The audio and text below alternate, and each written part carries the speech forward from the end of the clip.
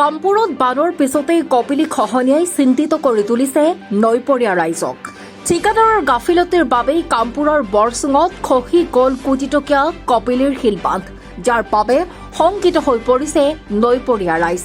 ৰাইজৰ অভিযোগ, ঠিকাদাৰে বান্ধটো নিৰ্মাণত দুৰ্নীতি সংঘটিত কৰিছে, যাৰ বাবে এটা বাৰতেই খহি গ'ল কোটিটকীয়া মাথাউৰিটো। স্থানীয় লোকৰ ভাষ্য অনুসৰি জলসম্পদ বিভাগৰ অধীনত বিগত বৰ্ষত 600 কোটি টকা ব্যয় সাপেক্ষে 600 মিটাৰ দৈৰ্ঘ্যৰ উক্ত শিলবান্ধটো বৰচুঙত নিৰ্মাণ কৰা হৈছিল। শিলবান্ধটো নিৰ্মাণৰ সম্পূৰ্ণ হোৱাৰ পিছতেই নৈপৰীয়া ৰাইজৰ মুখত হাঁহি বিৰিঙিছিল যদিও এটা বছৰৰ পিছত বান্ধটোৰ প্ৰায় 25 মিটাৰ খহাই নিয়াৰ লগতে কেইবা ঠাইতো ফাট মেলি বহি যোৱাত শংকিত হৈ পৰিছে বৰচুং গাঁওবাসীৰ লগতে নৈপৰীয়া ৰাইজ।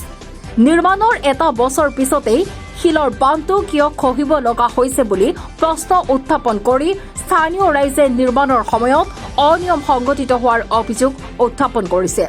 ৰাইজে জলসম্পদ মন্ত্ৰী পীযুষ হাজৰিকাক শিলবান্ধটোৰ সন্দৰ্ভত তদন্ত কৰি দোষীক শাস্তি প্ৰদান কৰিবলৈ দাবী জনোৱাৰ লগতে অতি শীঘ্ৰেই খহনীয়া প্ৰতিৰোধৰ বাবে পদক্ষেপ গ্ৰহণ কৰিবলৈ অনুৰোধ জনাইছে। মাথাউৰিটো বৰ্তমান আগৰ দৈৰ্ঘ্য আছিলে কিলোমিটাৰ শিলবান্ধ, কিন্তু চৰকাৰে যেনে তেনে কৰি পেলাই 60 মিটাৰমান দিলেই।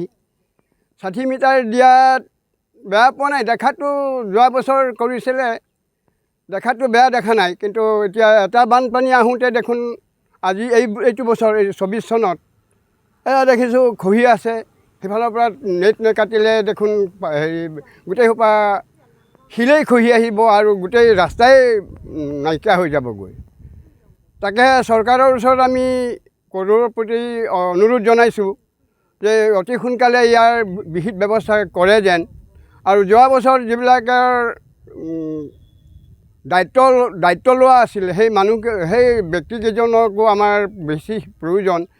কথা হ'ল ইয়াত স্পেয়াৰ 3টা আছিলে, স্পেয়াৰো 3টা আছিলে, 3টাৰ ঠাইত এটা মাত্ৰ লগাইছে। সেইটোৰ ওপৰতো আমাৰ অকণমান ক্ষোভ হৈছে। আৰু কথা হ'ল আমাৰ মানুহবিলাক অকণমান গাঁৱলীয়া মানুহ, কাৰ্বি বুলি নহয় বা অসমীয়া বুলি ক'বলৈ যোৱা নাই, কিন্তু কথা হ'ল ইয়াত অকণমান কিবা মেৰ পাক আছে নেকি নাজানিলোঁ কামৰ, সেই বুলিয়ে মই চৰকাৰৰ ওচৰত দোষাৰোপ কৰিছোঁ। আৰু এই বান্ধটো 600 মিটাৰ চেংচন কৰা হৈছিল। 600 মিটাৰত 6 কোটি টকা। 6 কোটি টকাৰ কাম চৰকাৰে ইয়াত কৰিলে যদিও কামটো যি ধৰণে হ'ব লাগিছিল সেইধৰণে নহ'ল। পানী তলৰ পৰা নাহিল আৰু ওপৰৰ পৰাও ওপৰলৈ নাহি পেলাই তাতে মাটিহে জপালে। মাটি জপোৱাৰ কাৰণে এইটো আজি খহি যাবলগীয়া হ'ল। ইয়াত বহুত এটা বিয়াগম কেলেংকাৰী হৈছে। এই কেলেংকাৰটো বৰ্তমান চৰকাৰ থ্ৰুৱেদি বৰ্তমান জলসম্পদ মন্ত্ৰী পীযুষ হাজৰিকাৰ দ্বাৰা এইটো আমি তদন্ত হোৱাটো বিচাৰিছোঁ আৰু তেওঁ ইয়ালৈ অহাটো নিতান্তই প্ৰয়োজন বুলি ভাবিছোঁ। অতি সোনকালে তেওঁ যাতে আহি পেলাই আমাৰ ৰাইজৰ লগত দেখা দেখি হৈ এইটো তদন্ত ৰাখি পেলাই দোষীক অতি কঠোৰভাৱে শাস্তি দিব লাগে। কাৰণ এইটো আজি 1 কিলোমিটাৰ প্ৰায় নদীৰ পৰা 500 মিটাৰ আঁতৰৰ পৰা খহি আহি এইখিনি পাইছে আৰু এতিয়া গাঁওখন যাবলৈ আৰু বাকী নাই।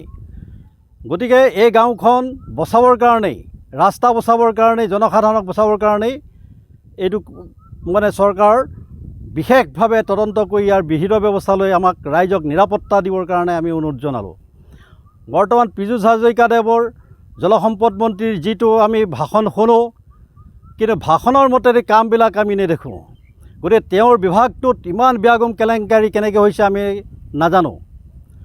গতিকে এইটো অতি সোনকালে যদি তেওঁলোকে নিস্বাৰ্থভাৱে ৰাইজৰ কাৰণে কাম কৰিছে, তেওঁ অতি সোনকালে আহি এইটো ৰাইজৰ নিৰাপত্তা দিলে আমি তেওঁলোক নিৰ্দোষী বুলি প্ৰমাণ কৰিব লাগে। কামপুৰৰ পৰা গুলজাৰ হুছেইনৰ ৰিপৰ্ট, নিউজ ৰিপৰ্ট টুডে।